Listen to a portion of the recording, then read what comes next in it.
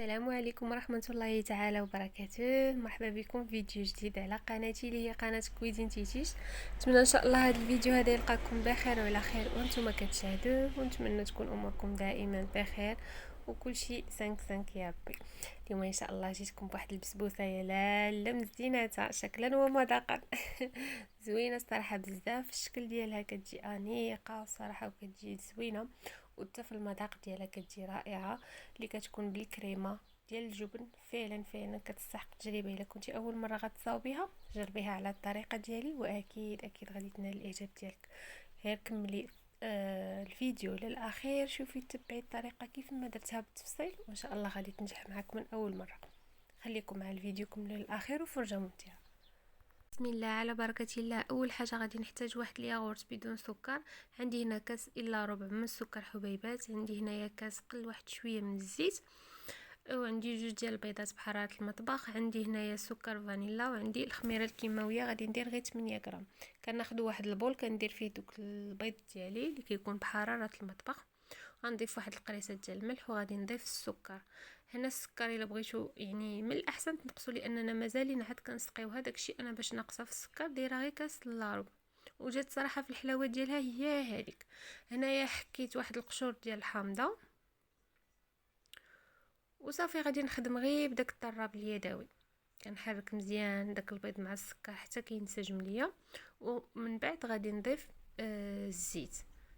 وهنا القياسات ديال الكؤوس راه عندي داك الكاس قد يعني كاس ديال القياس ديال كاس العنبه. صافي كنحرك مزيان عاود من بعد غادي نضيف الياغورت بدون سكر.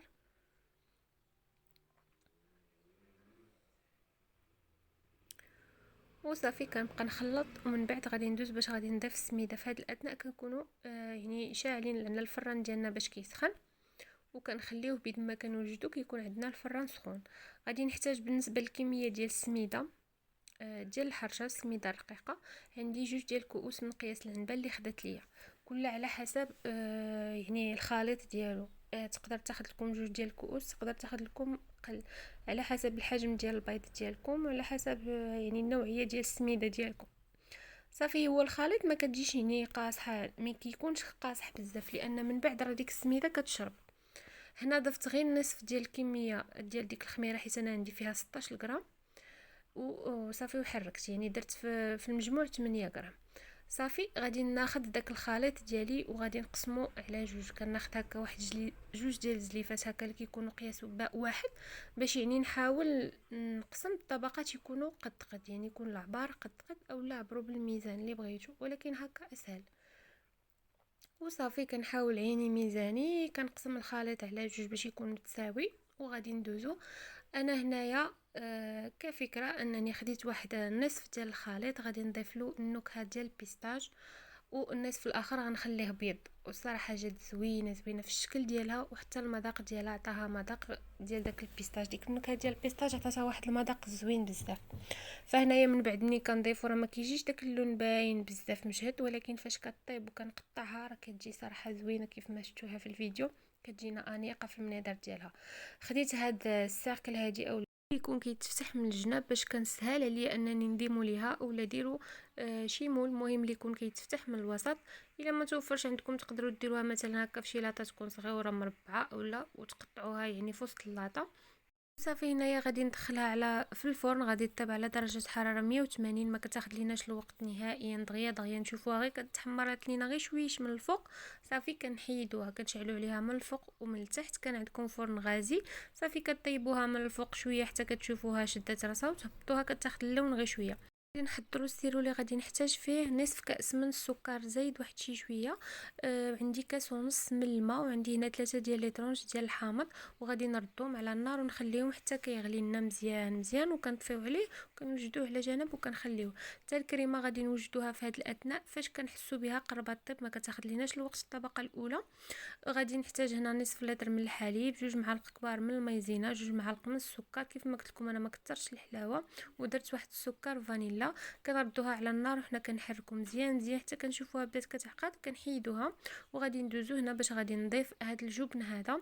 غادي نضيف تقريبا كميه من واحد 2 معالق اولا 3. الا ما توفرش عندكم تقدروا ديروا دوك مربعات ديال كيري، واما هذا اما كيري، ديروا واحد 4 ديال المربعات اولا 5 صافي. وكنحركو مزيان وكنشوفوا الخليط ديالنا راه تقال. ضروري هاد الكريمه ما نصاوبوهاش قبل ما طيب لينا الطبقه الاولى، تنحسوا بها قربت طيب عاد كنصاوبوها باش ما تعقد ليناش، باش دغيا دغيا تسهل علينا نحطوها فوق الطبقه ديالنا الاولى. صافي من بعد ما حيدتها كيف ما شفتوا غادي نضيف الكريمه ديالي شويه بشويه وغادي ندخلها للفرن. كنطفيو على الفرن من التحت، كنخليوه غير من الفوق، وكنخليوها غير واحد شويه 5 دقائق ولا ما كاملاش. كنبقاو نقيسوا الطبقه ديال الكريمه ديالنا، منين نقيسوها بيدينا ونلقاو الكريمه ما كتلصق ليناش في يدنا، يعني ما كتبعناش تما، صافي تنعرفوها واجده وكنحيدوها. غادي ندوز هنا باش نضيف الطبقه الثالثه. من بعد ما كنحيدها كيف ما شفتوا الكريمه ديالي راه واجده.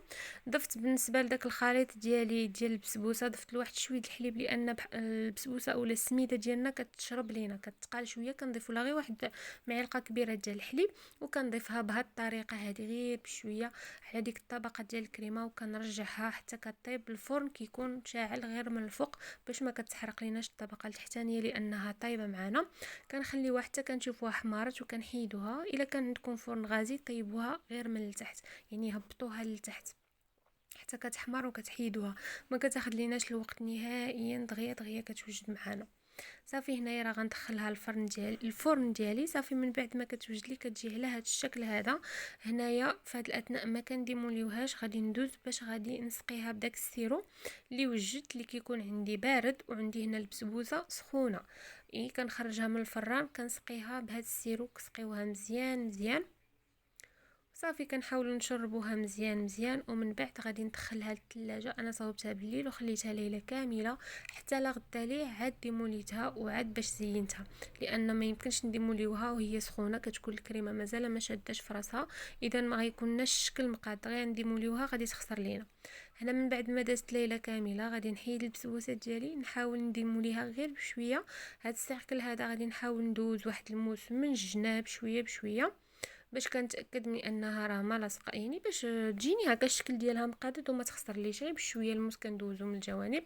هنا خديت واحد الطبسيل اولا الصح اللي غنقدمو فيه، خديت ودرت تحت منه هذيك اللعيبه ديال الحلوى. هنايا باش غادي نحيد داك الورق ديال الطهي. انتم غتشوفوا الطريقه كيفاش غادي ندير لها الا درتو بحالي، يعني هذا الساكل هذا.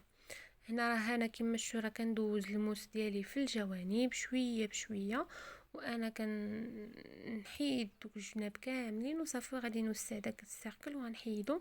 وهنايا غادي ندير هاد اللعيبه هادي ما بين البسبوسه ديالي وما بين الورق ديال الطهي، وكيتحيد معايا بسهوله.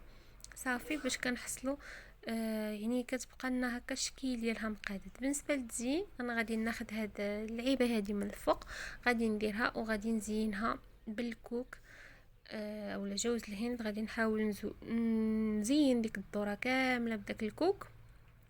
كيجي صراحه المنظر ديالها زوين، كيجي انيق، والصراحه كتجي زوينه الصراحه. الا ما عمرك ما جربتيها جربيها بهذه الطريقه غادي تعجبك بزاف، وبنفس المقادير كتجي حتى في المذاق ديالها هي هذيك متوازنه، ما كتجيناش حلوه بزاف. كاينين شي بسبوسات كتذوقيهم يعني كتبغي طيري بالحلاوه.